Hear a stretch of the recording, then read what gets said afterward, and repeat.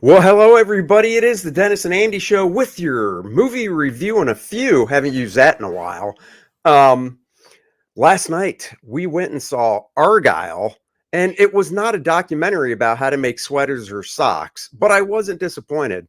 Um, so we will do the non-spoiler review up front, 6-7 minutes.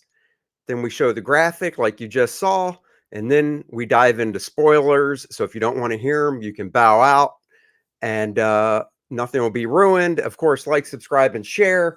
Let's dive into it. Dennis, what is Argyle about? Because I was totally wrong going into it, thinking sweaters. Yeah, this is not about knitting or crocheting. This is about a reclusive author who writes espionage novels about a secret agent and this global spy syndicate, but realizes the plot of the new book she's writing starts to mirror real world events in real time, and she's dead in the center of it. Wow. And this is directed by Matthew Vaughn. You'll know his name. I'm pretty sure Matthew Vaughn did the original Kick Ass, He a did, and few of the Kate. Kingsmen. Uh, Matthew Vaughn is one of those directors that definitely has a signature. So some directors, it's not that they fade into the background, but you go see a movie and you could watch one movie by the same director or watch like 5 movies by the same director and you wouldn't cue in on things, you know. Matthew Vaughn definitely has a fingerprint when he directs. You could tell it was a Matthew Vaughn movie. Sam Rockwell is in it. Bryce Dallas Howard plays the elusive author.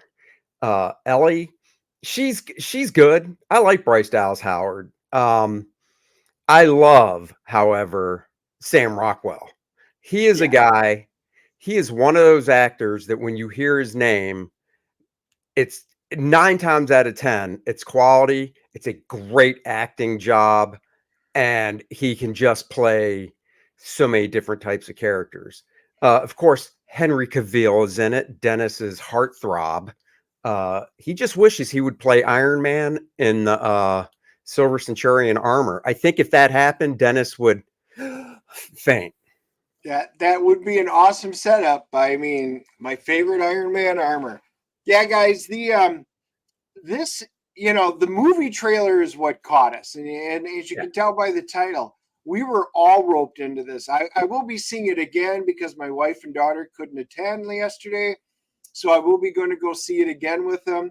Um, you know, the trailer captivated all of us. It just looked great uh, from all around. Jason Fuchs is the writer of this one, and he starts off. It starts off just great.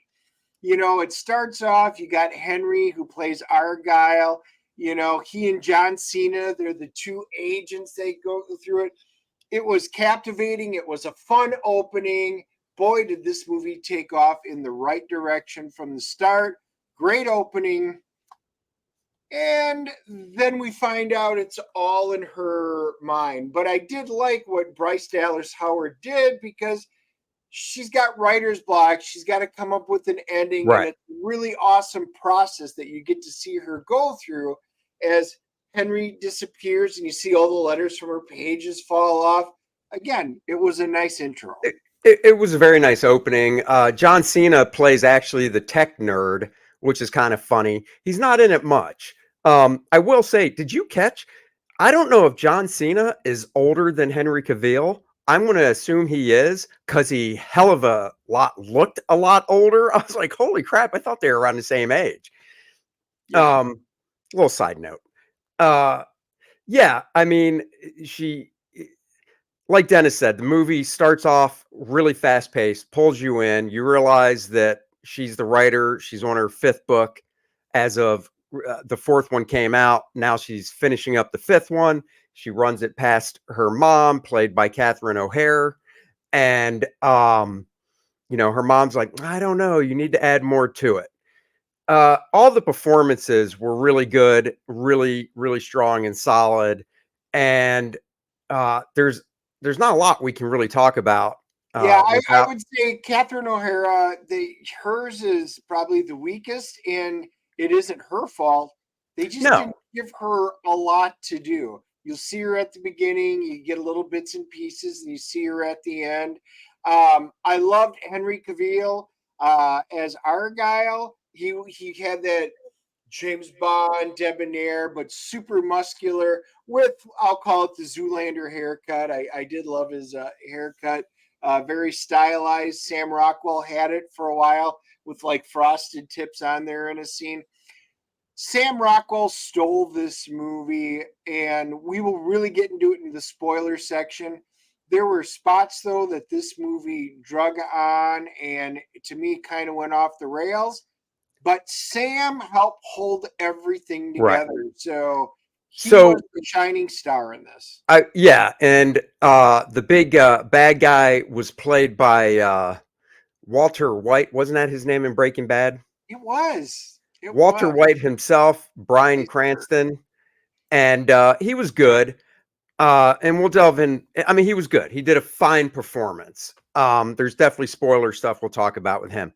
Like Dennis said, though, this movie, where I think this movie kind of fails in a way, as much as fun as it was, is they would do a twist and you're like, oh, that's cool. Then they would do another twist. You're like, oh, that's cool. And then you're thinking it's going to end, but they do another twist and you're like, oh, okay. And then you Yeah. think it's going to end, and then they do another twist. So, like Dennis said, this movie's 2 hours and 20 minutes long. And unfortunately, it felt like it. It That's did. a problem. Not too often Dennis, that you'll hear me say that, but it was like 20 minutes too long. yeah. And the CG in this was ridiculously bad. There Oh, were and some yes. spots that the practical stuff held up, but oh my god, they needed more money for the budget for the CG. Well, see, and that's weird because like the CG stuff that really stuck out to me as awful was in the beginning with Henry Cavill, which is technically not real because it's in the novel. You know what I mean? So I'm wondering, did they do it on purpose? I don't know. Don't know. I don't know if they did. If they did, they shouldn't have because No. and we'll get into this in the spoiler section heavily. But yeah, there were spots where it actually pulled me out of the movie, and I was like, oh, and but all in all, the question is, did you have a good time? Was it worth a watch? I had fun. I laughed out loud a few times. There were some Oh, yeah. head slapping moments. I went, wow, really? And I was like, why? And there are other moments I was just laughing. So all in all, we'll give it the grade now, and then we'll delve into it. I think it's my turn anyway to go first. I'm giving this one a 6.0. It was enjoyable. I thought it was fun. There were just a lot of moments that just pulled me out. I actually thought the trailer was better than the final product, which sucks. I like it to go the other way, but I'm going to be seeing it again. I'll see if my opinion changes when I see it with my family. But with that being said, still worth a watch. It was fun. We just needed more Henry Cavill. Definitely needed more Henry. Yeah. I'm giving it, I'm actually, we're in line. I'm giving it a 6.5. Yeah, I mean, like I said, it was fast paced, but then at times it really drug and slowed down. And you could have easily cut 20 minutes out of it and kept the same twists, I think, and stuff. And honestly, some of the twists, I mean, you probably could have done without. I don't know. Yeah, We'll talk about it in the spoiler section.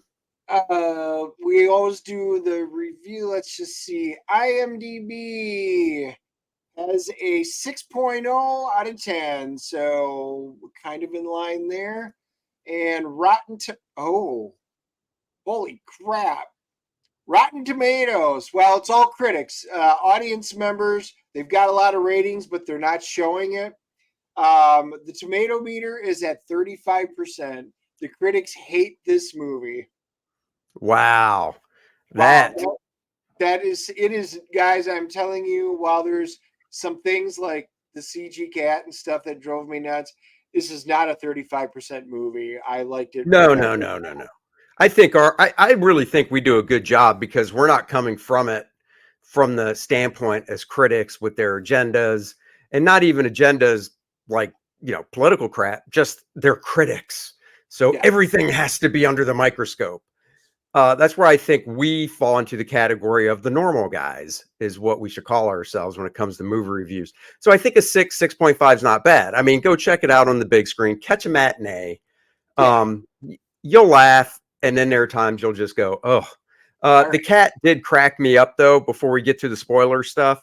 There were definitely scenes in it. I was like, oh, that's how Dennis treats his daughter's cat. Oh, yeah.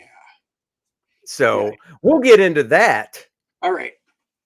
In 3, 2, 1, spoiler section of the movie. By the way, Dua Lipa, however you say it, was in the movie. I didn't realize that was her in the gold dress. Just in the beginning, very small role. Yeah. So what's that? Yeah, she was. And well, come on. Okay. You didn't know that was her though either, right? Yeah. And when you saw her on screen, played Kira, and she wasn't in the movie very much. And I thought when we saw her die at the beginning, because she was the fictional girl. Again, this is going to be one of the twists and stuff that was in there. But anyway, who was the actress that played her? Ariana Dubois. Yeah, see, that doesn't ring a bell. Why? Do you know that name? Yeah, well, when you looked at her, I mean, when you saw her die right away, you're like, oh, she was the girl from, Wish and Once Upon a whatever. But so you recognize her as soon as you see her on the screen. You're like, oh, okay. Well, I didn't recognize Dua Lipa. Apparently, Dennis is really into that music, so he did. Yeah. Oh, I knew she was in it. Or he follows her Instagram to look at that booty. Yeah. So now we're going to really delve in, guys. I can't complain too much in the front because anything we're going to complain about is really going to delve into some of the spoilers. But I'm telling you right now, that CG cat, man, there were some good spots because I bet there were 2 or 3 spots where they actually had the cat in the film. Oh, I believe there was a real cat. No. Yeah, no. There is 2 or 3 spots where you can tell it's a real cat. Oh, yeah. Other times it is CG'd in across the board. And that drove me absolutely crazy. Here's some of the big problems. So some of the problems I had with the movie are, we see these action movies and we see action comedies, Lethal Weapon, stuff like that, right? And the action isn't so over the top that you're like, oh my God, this is like a superhero movie because it's such BS, right? Well, in this movie, in the Henry Cavill world, we'll call it the novel world, it's great for the action to be over the top because she's writing a novel. But some of the action, and yes, it's Matthew Vaughn, and it is kind of a signature with him in his movies, but some of the action in this that Sam Rockwell and Bryce Dallas Howard were doing, I'm just like, you got to be kidding me, right? Yeah. I mean, I don't care how well trained Sam Rockwell is as an agent, because once again, we've all seen these special agents that are just, so highly trained in everything, and that's fine. But some of the choreography for the fights just pulled me out of it. Like, that's just too over the top. That is exactly the point. Everything was so over the top with this, and there were moments like the train. I thought those were fun scenes. I thought they were enjoyable. Bullet Train did it better, and I actually thought they were choreographed better in Bullet Train. This wasn't bad, but the one fight scene that just it actually pissed me off. There's a scene towards the end where they're coming down the hallway. All the bad guys are lining up. Feels a lot like Star Wars with all the rebels when Vader's capturing Princess Leia's ship and they're all lined up in there. All of a sudden, the smoke canisters come out and it's all of this color. It's meant to be choreographed. It's meant for visual color, and it is. But the fight scene was just so laughably bad. It was just like, it was hard to watch, and I couldn't see anything because it was so filled with smoke. I would have rather had lost the smoke, and I get you're doing it for color effects and stuff, but man, I wanted to see the actual fight scenes. That was number one, and then the one that really killed me, it was a cute idea. Oh, wait, let me opine on that. I agree. The smoke, Bryce Dallas Howard, Sam Rockwell come out of this weapons room, like Dennis said, the hall's filled with guards, and they just start throwing out smoke canisters. The first one's purple. Then there's yellow gold smoke, and then there's like blue smoke. And when we're saying that the gunplay that these guys were doing, and they had gas masks on, of course, and the necessary stuff so they could see through the smoke, heat vision, blah, blah, blah. But the choreographing that they did for these two actors shooting the bad guys was, we know fight scenes are choreographed, but I mean, this was just over the top. It was dancing with guns. And that's just like, if it was the novel part of it with Henry Cavill, you'd be like, okay, but this was like the real world stuff. And you're just like, are you kidding me? So yeah, that was one that even just annoyed me. You could have went with the typical smoke of, it's a smoke bomb. It's white or gray, whatever, and done it much better to keep a serious tone. Yeah. I actually thought, and I almost said it to you, I go, is this the point where the movie jumped the shark? Yes, it was. And that is exactly what I thought at that point. Because at that point, I'm in my chair. I had to use the restroom a couple of times yesterday. So I remember sitting down when the smoke started coming in. I remember leaning back in my chair and went, oh, yeah, they've lost me now. I mean, they check out. So, I mean, again, this movie started great and went down. But the one that killed me, and again, it was the special effects, the CG. Bryce Dallas Howard. Ellie she puts knives down and steps on them and uses them as ice skates, which they allude to throughout a couple of times. Right. That she can skate. Skater, yeah. So they explain it and stuff. But she does it on an oil slick. And the scene was so not only unbelievably bad, it was just unbelievable, period. Right. She had a stand-in stunt double, which was obvious. And then the whole parts of it were just completely CG'd and actually looked like something from Nickelodeon or Nick at Night. And I was just like, wow, it was just awful. Just yeah. awful. And again, this is at the end of the movie. If the first scene didn't jump the shark with the smoke bombs and stuff, this one definitely did. They're in a room, huge room, two people, Sam Rockwell, Dallas or Bryce Dallas Howard fighting a lot of bad guys, at least 10 of them. And they can't keep shooting because oil is now spilling out, crude oil from these pipes and stuff, which is funny because they're like, you can't shoot anymore because a spark could light that stuff, whatever. But then my thought is, well, the reason that the stuff is spilling out is because they were originally in a gun battle and all these pipes got hit. Exactly. And oil spilled out. So I'm like, well, if the pipe gets hit, that's going to create, I guess, a spark of what's inside. So that didn't make sense. And then, like Dennis said, they can't shoot anymore. So like these 9 bad guys, whatever, pull out their knives and start gingerly walking through the oil-soaked floor because it's so slippery. She makes ice skates by basically popping knives on the bottom of her shoes, which drove me nuts. And then, like Dennis said, you can tell it's a professional skater skating around. And then, there's some CG stuff too.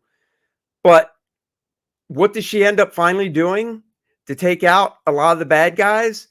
She jacks a gun out of this dude's chest, a machine gun that had a knife on it. So she stabbed the guy. So she jacks it out of his chest and she does the pirouette where you're just spinning in a circle. I think that's what it's called. And is spraying bullets now to take out all these guys. Yeah. And even before she started ice skating, when the 9 guys were walking slowly towards them with their knives, I leaned over to Dennis and said, at this point, I know you want to avoid stray bullets, but they're walking so slow.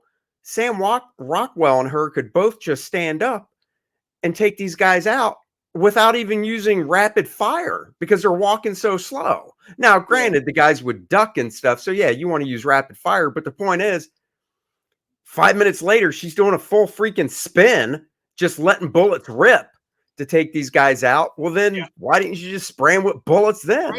Right. So. And it's just like in other parts of the movie, they've got, oh, we're killing everybody off, but we're going to let Bryan Cranston and his wife, the doctor, we'll just knock them out. Full well knowing that they will get right back up and be there in the next scene.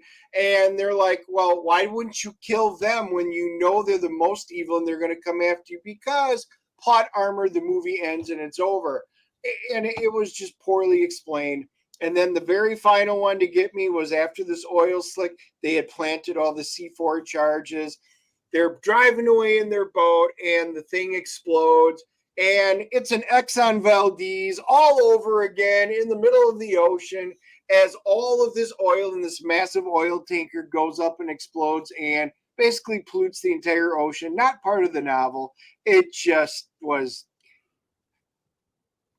God, it started out so good. It did. And the problem with that CG is, and I think I said something to you as well. So yeah, they're tootling away from the oil tanker, getting away. The good guys win. And yeah, he sets it off and you see the big explosion. And at first, the big explosion, it was pretty bad. Green screen CG for sure. But it was what most Hollywood explosions look like. Big, mushroom cloud, couple other areas of the ship, whatever. But what you don't generally see in an explosion, and I don't think I've ever seen before, was in the smoke going up, smaller explosions going off. And while they didn't shoot out like fireworks, that's the feeling you got, was you see the big fireworks and then they shoot other ones up into those fireworks that go off, which is fine because they shoot them up. But this made no sense because it was just dumb. So, and there's other things, we're not going to spoil a ton of the movie. We're not going to really get into the twists and stuff that they put in it because there were some that would good ruin twists. it. There were not some good twists, but you've got to follow through with them to really pick up on the movie. Like I said, I feels like we're really complaining about this movie. It was fun. We did enjoy it. We sat there and there was some open laughs in the crowd that saw it with us and stuff like that. I think we just expected it to be better and more. But thank you to Sam Rockwell for holding this one together. Yeah, definitely expect a little more. But what you can expect from us next is, guys, Kor-Drath the Awakening, the much anticipated follow-up to Kor-Drath the Reckoning, is coming in April. But first, we've got the sign-up page. The link is in the description below. You go here, put in your email address, and what'll happen, you'll know when the book launches like that, because you'll get a notification and any updates leading up to the launch. Also, you back the book. After signing up, you'll get a free Adriana trading card that is right here. Look at that, colored by the magnificent Kelsey Shannon. You'll get that, and you'll also get hat tip to Graham Nolan for this idea, front of the line shipping, which means if Dennis were to sign up and back the book, when it comes to us fulfilling the campaign, we're going to pull those backers' names and they will get shipped out first within the first couple days. So you will get the book first. What else do we have? Well, we also debuted, you saw a part of it there. Here is the full cover. The regular cover by me, and Dan Lawless is back to just splash his beautiful colors all over it. So you will get that as well. Or you can get that, I should say. And of course, we're doing the homage cover. This one, the first book was a homage to Conan #1. And I tell you, Dennis and I looked through different covers of Conan for a good homage for volume 2. And wouldn't you know it, Dennis, this is Conan #2's cover that we homaged. So look at that. Right in line. So great reaction from the homage covers. And we had to definitely keep that tradition rolling along as well. So guys, go to the link, sign up, and be on the lookout for more cool updates and stuff. And of course, Nice and Tight, the comic book pencil art of Andy Smith. That's me, 64 pages and fantastic, oversized. The book is oversized, nice full pencils that were inked by other great artists. And if it wasn't them or the editor, most of these hadn't been seen by the public. So go check this out. This campaign is set to deliver in May. I'll be closing it soon. We are $14 away from 8,000, $1,014 away from, I haven't really showed it much, the next stretch goal, which is a very nice spiral binding upgrade so you can lay the book perfectly flat, scan it easier. You know, if you don't get the digital version, you want to practice your inking with a spiral binding, you can put vellum over the page and practice your inking skills as well. So go check that out as well. It'll be coming down soon. There is a digital version to it, and the trading card that early backers or early sign up people that backed it are getting for free. I did put up for sale for $4, so you can just buy the trading card if you want, or buy it and it will come with your book that you bought. So thank you very much. We will be back next Wednesday. Oh, real quick, what's tomorrow, Dennis? I almost forgot. Well, tomorrow, Andy, we are going to be at the Heroes Weekend at the Grady Cole Center in Charlotte. And Fragga Boom has graced us with our presence and is making the drive today to join us. So anybody who's in the area, make plans, come stop out and see us at the Grady Cole Center on Saturday. That's right. And we'll be back next Wednesday. Stay tuned for what we'll be doing. 3 p.m. Wednesday, we'll be back. Until then, thanks for watching. Like, subscribe, and share. Sign up for Kor-Drath back nice and tight. Have a great weekend.